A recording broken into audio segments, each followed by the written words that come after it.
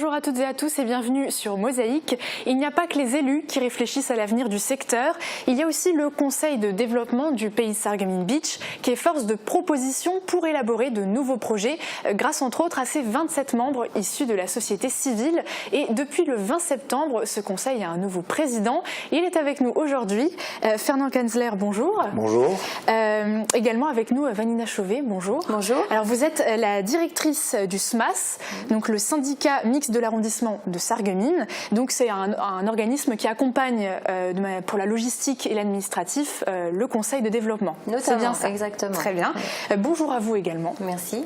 Et donc avec vous deux, on va parler bien sûr du conseil de développement, de votre nouveau poste, des projets qui vous tiennent à cœur et du poids du conseil de développement auprès des élus. Voilà, ça sera en deuxième partie d'émission. Salut Sandrine. Salut. Alors, smartphone, télévision, objets connectés, on peut plus s'en passer. Et c'est d'ailleurs le thème de la question que tu as posée à nos internautes. Tout à fait. Super, on voit ça plus tard. Et sans plus attendre, on retrouve Marie-Morgane en duplex. Salut Marie-Morgane. Salut Uranie. Alors ce week-end s'est tenu le salon du mariage à l'hôtel de ville de Sarreguemines et c'est l'occasion pour toi de revenir sur cette grande institution. Et oui, ce week-end, j'ai croisé de nombreux couples qui préparent leur mariage et certains d'entre eux préparent ce grand jour 2 ans à l'avance. Autant dire que cet événement reste majeur pour beaucoup de couples. Alors, à Sarreguemines, en 2017, ils étaient 65 à venir derrière moi à l'hôtel de ville pour s'unir. Et depuis le début de l'année, ils sont 59. Alors, ce week-end, c'était le salon du mariage et de la vie à deux. Certains d'entre eux ont pu aussi venir pour organiser leur cérémonie de Pax, par exemple. Et d'ailleurs, ils sont de plus en plus nombreux aussi. Depuis le début de l'année, à Sarreguemines, ce sont 41 Pax qui ont été enregistrés. Et d'ailleurs, on pourra voir les images de ce salon dont tu nous parlais dans l'un de nos reportages. Merci Marie-Morgane et merci à Guillaume Dumontail pour le cadrage. C'est parti, on regarde maintenant ce qui s'est passé sur le territoire.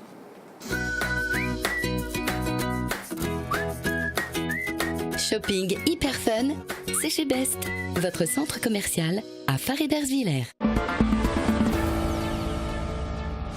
And the winner is Elmar Ejipovic. Le joueur allemand 417e meilleur joueur mondial a remporté le tournoi Futur. Pour arriver en finale, il avait éliminé en demi-finale le Sarregueminois Hugo Schott qui a signé une très belle performance. Grâce à ce tournoi sarregueminois de haut niveau, il va entrer dans le top 1000 mondial vers la 980e place. Un très beau parcours salué par le public. Certains s'y prennent 2 ans à l'avance pour organiser le plus beau jour de leur vie. Le salon du mariage et de la vie à deux, organisé par l'Union des commerçants de Sarreguemines, a attiré les jeunes couples. Près de 30 exposants présentaient leurs prestations. Traiteurs, photographes, DJ, décorateurs ou profs de danse. Le clou du salon, c'est bien sûr le défilé de robes de mariée. L'opération de ferme en ferme entre visite et dégustation. Ils étaient nombreux à passer du bon temps au ranch Les Bisons à Petit-Réderchin. Au programme, dégustation de hamburgers maison, safari dans les terres et explication par le patron du fonctionnement de l'élevage de ce grand bovidé. À 15 km de là, le moulin Arnette n'a pas des amplis. Ici, un autre patron parlait avec passion de son métier, de l'artisanat à l'état pur. Les poulies, les courroies d'entraînement, toute la structure de production est restée intacte. Et dehors, le mets à la farine le plus prisé, c'était les Dampfnudeln. Zen et bien-être ont eu droit à leur tout premier salon. L'association Azélia a mobilisé une 20aine d'exposants pour cette première édition.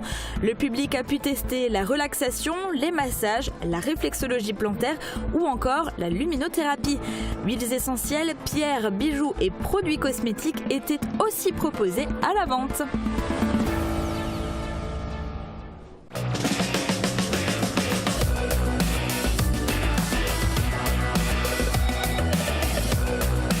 Roulez malin, prenez les transports en commun avec Cabus. Ciel gris et température plus fraîche, c'est officiel, l'été est bel et bien derrière nous. On regarde la météo de demain. Avec le Crédit Mutuel, partenaire des grands événements sportifs.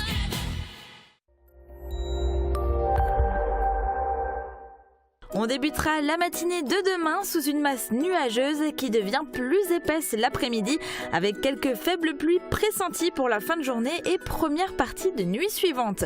Les éclaircies nocturnes ont été favorables à une baisse sensible du mercure qui, à l'aube, affiche 1 à 3 degrés. L'après-midi, il affiche de 11 à 13 degrés. Demain, nous sommes le mardi 2 octobre et nous fêtons la Saint-Léger. Le soleil nous accompagnera de 7h33 à 19h08. Ne bougez pas, je vous retrouve dans un instant pour la suite de l'émission.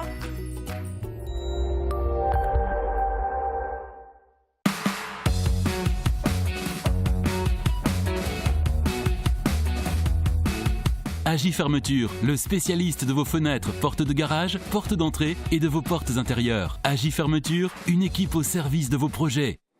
Un mariage prévu en été, mieux vaut vous organiser le plus tôt possible car les préparatifs sont nombreux. Et pour faciliter la vie des fiancés, un salon du mariage et de la vie à deux est organisé chaque année à Sarreguemines. Marie-Morgane Lorenz et Guillaume Dumonteil nous en disent plus. Dans le classement des jours les plus importants d'une vie, le mariage figure en bonne place. La célébration de leur union est pour un couple une consécration.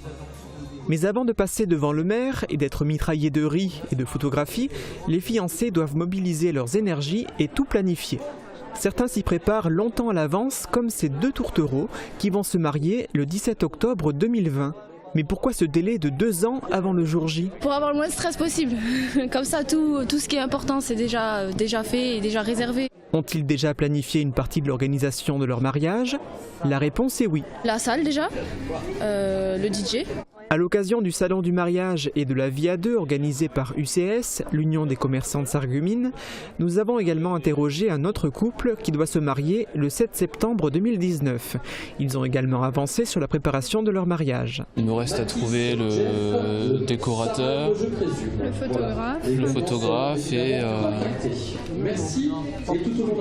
et pour l'animation, quoi. Donc des salons comme ça nous permettent de bien avancer dans les choses.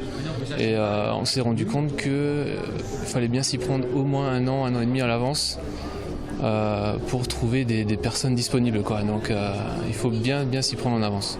Une trentaine d'exposants participaient au salon, des DJ, des photographes, une fleuriste, des traiteurs, des sommeliers, etc., etc. Il y en a certains que je connaissais déjà, alors je voulais venir voir pour les devis et tout ça, donc c'est à ça que ça sert. Cette manifestation permet également aux futurs mariés de rencontrer des professionnels qu'ils ne connaissaient pas. Après avoir visité ce salon, les amoureux ont progressé sur l'organisation de leur mariage.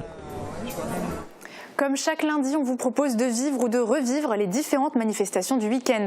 Au programme de l'athlétisme, un grand marché aux puces et une balade dans les fermes. Mais rendez-vous d'abord à Sarreguemines qui compte 68 kilos de déchets en moins.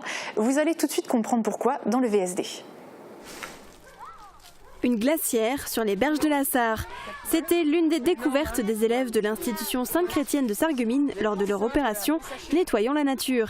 L'établissement scolaire y participe depuis plusieurs années. 90 élèves de 6e se sont répartis vendredi sur les berges de la Sarre, de la Blise et aux abords du château rue des Chèvres. Au total, ce sont 68 kilos de déchets qui ont été enlevés en une après-midi. Une opération qui a aussi permis de sensibiliser les ados à la pollution. La députée Nicole Triss face à 50 élèves des lycées Henri Nominé et de l'institution Sainte-Chrétienne. Sans distance, ils ont pu échanger sur le thème de l'Europe. Après un rappel des grandes dates de l'Union européenne par le professeur Lefler, la députée de la circonscription a posé 12 questions. Les élèves ont pu librement prendre la parole et donner leur avis, leur ressenti face aux enjeux actuels de l'Europe, car ce seront eux les futurs acteurs de l'Union européenne. Alors je vois l'égalité salariale pour un même emploi partout dans l'Europe. Il faudrait déjà peut-être penser avant à voir le taux de chômage en France. C'est une question abordée avant l'égalité des salaires, parce que sans emploi il n'y a pas de salaire. Donc l'égalité des salaires hommes-femmes aussi, avant de voir partout dans l'Europe. Il y a beaucoup de choses pour moi qui est à voir avant que partout dans l'Europe. Les élèves sarregueminois ne sont pas les seuls à avoir répondu à ces questions. Leurs réponses seront remises au consul de l'Europe. C'est un sacré personnage qui était en conférence samedi soir à la maison de quartier de la route de Nancy à Sarreguemines. L'écrivain Philippe Pasco a 25 ans d'expérience en politique derrière lui. Ancien adjoint en maire d'Évry, Manuel Valls, chevalier des arts et lettres, il profite depuis plusieurs années de son expérience pour éveiller les consciences à la corruption massive. Dans son nouvel ouvrage, Pilleurs de vie, Philippe Pasco s'attaque aux lobbies et aux entreprises qui manipulent et abusent des politiques.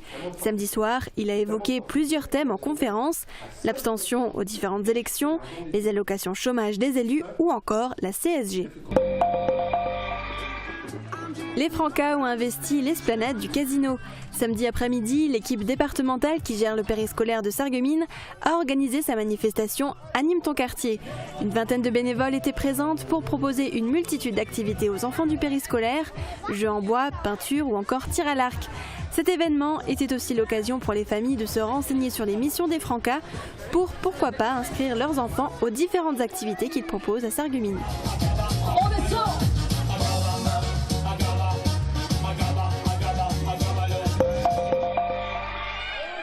Les clubs d'athlétisme lorrains avaient rendez-vous à Sarreguemines samedi pour le second tour du challenge Équipe Athlée. Elles étaient près de 30 équipes au stade Pierre de Coubertin à tenter d'avoir le plus de points dans les différentes familles d'épreuves. Lancer, saut en hauteur, saut en longueur ou encore course. L'enjeu était de taille, les meilleures équipes au niveau national participeront au championnat de France.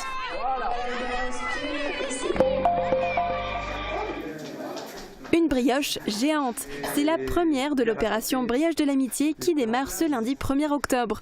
Jusqu'au 7 octobre, les bénévoles de l'AFAEI de Sarreguemines vont se mobiliser pour vendre les brioches dans 170 communes du secteur. Mais la première brioche a été partagée vendredi entre le conseil d'administration de l'AFAEI, les habitants de la résidence Guggenheim et les élus de la commune et la députée Nicole Triss.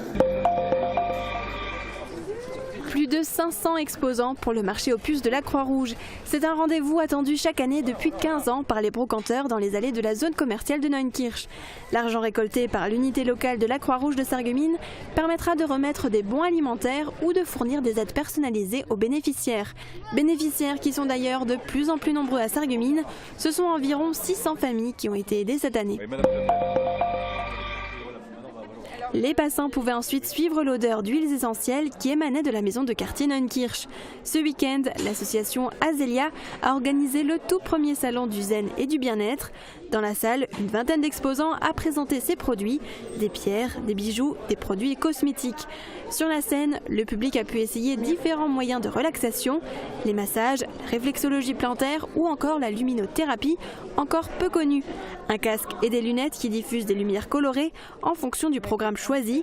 Le matin pour bien se réveiller, l'après-midi pour effectuer une courte sieste ou le soir pour aider à s'endormir. Pour vous détendre, rendez-vous l'année prochaine à Sarreguemines pour la 2e édition du salon. Après s'être bien reposé, on pouvait reprendre des forces et pourquoi pas en profiter pour déguster des produits de la ferme. La même a organisé dimanche une balade de ferme en ferme. 14 d'entre elles ont ouvert leurs portes en Moselle-Est, à l'image de la ferme du Schneckenbrühl à Grondwiller qui a rencontré un large succès. Des centaines de personnes sont venues déguster des plats avec des produits issus de l'exploitation agricole. Elles ont également pu rencontrer des animaux de la ferme et repartir avec de bons produits. Un tout nouveau distributeur de pizza à Woustviller. Il est désormais doté de 2 fours, ce qui permet de baisser les temps d'attente des clients qui commandent plus d'une pizza. Mis en place par Smart Pizza, il est aussi plus fonctionnel pour Giacomo Citro qui gère tout depuis une application. Autre nouveauté que permet ce système, la possibilité de proposer bientôt des pizzas salades. Et Giacomo Citro, champion de France des pizzas en distributeur, a mis en place un second distributeur à Putlange-au-Lac. Les gourmands auront le choix entre une dizaine de pizzas fraîches prêtes en 2 minutes. Un investissement pour le gérant de Nuova Vita de 115 000 €. Du sport maintenant, c'est l'Allemand Elmar Ejdupovic qui remporte le tournoi Futur. La finale s'est déroulée hier sur les cours de la Blise. L'occasion de revenir sur ce tournoi de tennis qui a accueilli des joueurs de haut niveau. Sur le devant de la scène, le local Hugo Schott qui a rendu très fiers tous ses supporters et qui a atteint les demi-finales. Retour en images. Une finale de haut niveau pour clore le tournoi Futur à Sarreguemines.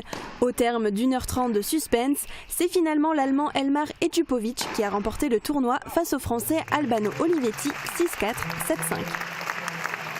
7-5. C'est évidemment toujours beau de gagner un tournoi. Ce n'était pas simple avec quelqu'un de fort en face et je m'y attendais. Mais finalement, j'ai gagné, j'ai bien joué et j'en suis très content. C'est Elmar Edjupovic, venu de Mannheim, 417e meilleur joueur mondial, qui a mis fin au très beau parcours du Sarregueminois Hugo Schott.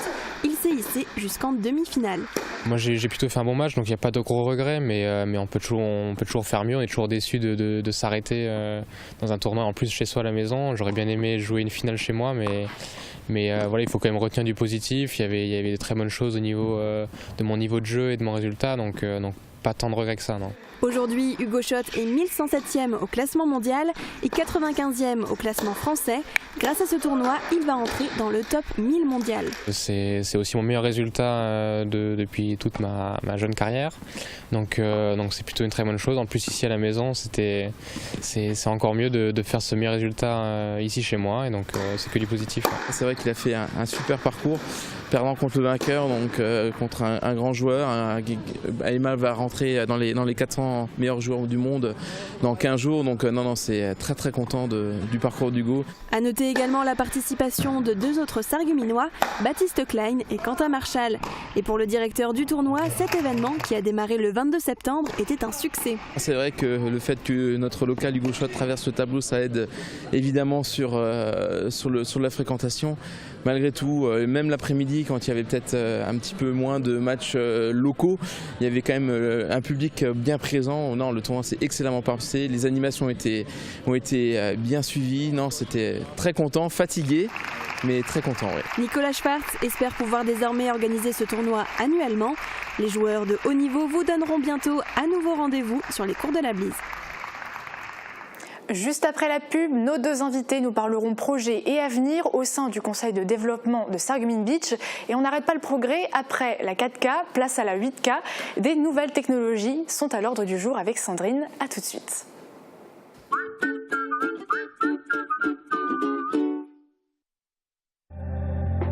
Ici, je verrais bien du carrelage grand format.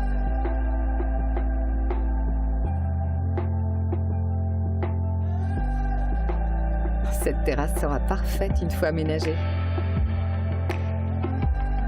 Là, je me ferais bien une salle de bain chaleureuse et zen. Gerbert, passer du rêve à la réalité. N'ayez plus de doute sur la qualité et la sécurité de votre réseau informatique professionnel. Avec ID Réseau, soyez au clair avec votre réseau. Pour s'équiper en poêle et cheminée, la solution c'est Berg, l'esprit du feu. Rencontrez un installateur qualifié et expérimenté et faites confiance à notre équipe de pros. Berg, l'esprit du feu, vous accueille au centre-ville de Sarreguemines. Un nouvel Intermarché, c'est l'événement de la rentrée. Découvrez sa vaste gamme, produits bio et locaux de la ferme, poissons frais. Amateurs de vin auront les conseils du sommelier. Pour un petit-déj, un plat du jour, une envie sucrée, par ici la brasserie. Et faites un tour par le Fournil, pain frais et viennoiserie en continu. L'Intermarché des faïenceries, votre magasin de proximité. Vous l'attendiez tous, la saison culturelle de la ville de Sarreguemines redémarrera sur des chapeaux de roue. Cali, Thomas Fersen, Adamo, Labajon, Christelle Cholet, le Ballet de Kazan et bien d'autres. Tout un programme à découvrir sur www.sarreguemines.fr. On passe à la question du jour qui a été posée à nos internautes sous forme de sondage. Et Sandrine, est-ce que tu peux nous en dire plus? Tout à fait. Alors la question était la suivante. Après la 4K, place maintenant aux écrans 8K. Est-ce que vous suivez les évolutions numériques? Alors sur 109 de nos internautes qui ont voté, il y a 68% d'entre eux qui ont répondu non et seulement 32% d'entre eux qui ont répondu qu'ils suivaient les tendances. Alors on leur a également demandé sur notre page Facebook quel était l'objet technologique dont il ne pourrait absolument plus se passer. Alors René nous a répondu: pour moi c'est le micro-ordinateur dont je ne pourrais pas me passer. J'y passe en moyenne 15 heures par jour, il me sert à énormément de choses. Je pourrais faire presque la même chose avec les smartphones, mais vieillesse oblige, les écrans de téléphone sont trop petits pour ma vue. Mes nuances, je suis intéressée par l'avancée technologique, mais je ne vais pas me jeter sur tout ce qui est nouveau. Parfois la bonne vieille feuille de papier et le crayon font bien l'affaire. Et Kinette nous a aussi écrit, elle nous a dit: avec un geek à la maison, bien sûr qu'on est au courant des dernières technologies. Je ne pourrais plus me passer notamment du robot aspirateur ou du smartphone. Ah bah, on voit qu'il y a quand même des objets qui reviennent souvent, le smartphone. Vous avez des objets des objets connectés, vous pouvez plus vous en passer? Le téléphone, ouais, avec l'accès à Internet, effectivement, ça serait compliqué de plus l'avoir. L'accès à Internet, quoi, évidemment. Oui, je pense qu'on est un peu tous dans le même panier. Je me tourne maintenant vers vous deux, vers nos invités. Je vais déroger à la règle, je vais d'abord présenter monsieur. Donc Fernand Kanzler, vous avez été élu à l'unanimité par les 27 membres du Conseil de développement. Des membres, je le rappelle, qui sont issus de la société civile. Alors aujourd'hui, nouvellement président, quels sont les axes sur lesquels vous souhaitez travailler? Alors, avant de parler des axes, j'aimerais juste dire 2 mots sur notre territoire, donc le champ d'action du comité de conseil de développement du pays de Sarreguemines. C'est un territoire, ça correspond exactement au périmètre de l'arrondissement, et c'est un territoire très riche. Alors riche de par sa qualité des paysages, riche par tout ce qui nous entoure, riche par les gens qui y habitent. Donc on va dire en gros c'est un territoire d'exception.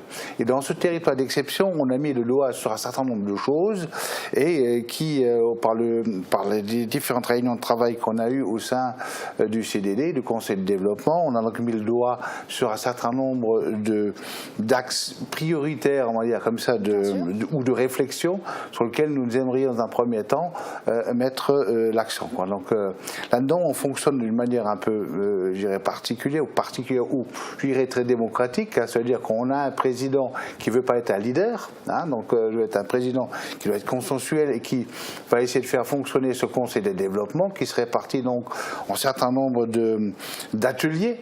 Donc ces ateliers, et chaque atelier a donc son ou ses rapporteurs. Donc voilà, c'est comme ça que je conçois un peu, disons, entre guillemets, gérer cette boutique, en fait, si on peut parler de gestion.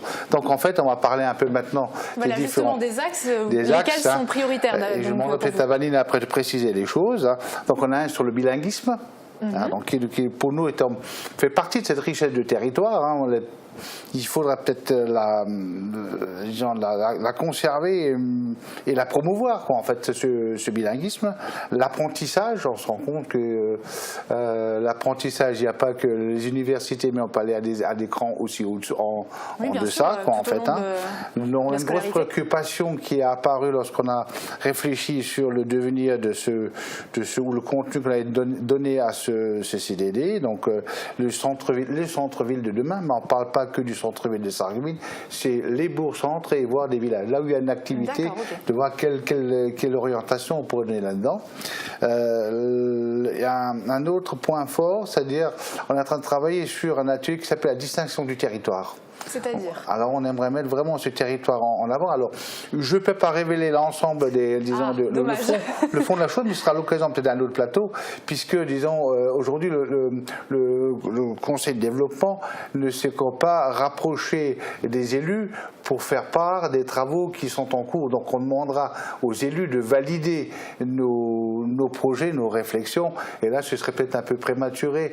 On ne voudrait pas, je pense, c'est un peu une mesure de précaution, on va dire comme ça. Très bien. Fait, Est-ce qu'il y a une thématique qui vous tient plus à cœur par rapport à votre expérience, par exemple, avant d'être président? C'est la distinction du territoire, entre autres. Parce que ça permettra, entre autres, de découvrir, de faire découvrir et surtout de faire aimer ce territoire. Voilà. Je crois que c'est quand même important qu'il y ait une prise de conscience, de conscience collective à la fois des habitants, des élus, de tous les acteurs sur ce territoire qui, quelque part, ce territoire, il est envié des touristes qui viennent chez nous et disent chez vous, c'est vraiment beau, c'est bien, mais bon, le problème, c'est que les gens ont l'impression que les habitants n'y croient pas assez, en fait. Et donc, je crois que c'est les accents une des parties des thématiques vont, disons, mettre l'accent là-dessus, que les gens s'accaparent effectivement du territoire, que ce soit à titre perso, à titre associatif ou à titre professionnel. Et c'est quelque chose, Madame Chauvet, que vous partagez? C'est un souhait que vous partagez aussi? Évidemment. Moi, je travaille sur le pays de l'arrondissement de Sarreguemines Beach depuis un peu plus d'une dizaine d'années maintenant. Et en plus, je ne suis pas originaire de la région. Quand je suis arrivée ici, j'ai trouvé une richesse, effectivement, de paysages, de culture, une richesse culturelle. Enfin, c'est vraiment un territoire hyper riche. Et on vante beaucoup l'Alsace, mais je pense que le pays de Sarreguemines Beach peut être à la hauteur de nos voisins qui savent très bien manier la communication, en fait, et c'est peut-être une de nos lacunes. C'est vrai qu'au sein du Conseil de développement, ce qui est assez intéressant, c'est qu'on a affaire à des personnes qui sont convaincues de ça et du coup qui pourront, je pense, jouer ce rôle d'ambassadeur qui nous manque certainement, même si voilà, on a des élus aussi qui essaient de faire ce travail-là.